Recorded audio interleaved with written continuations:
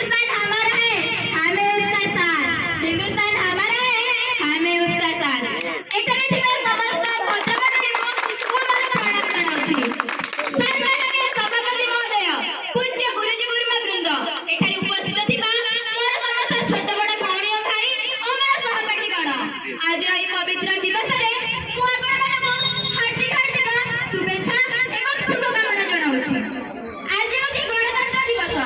ଏହି ଗଣତନ୍ତ୍ର ଦିବସକୁ କେହି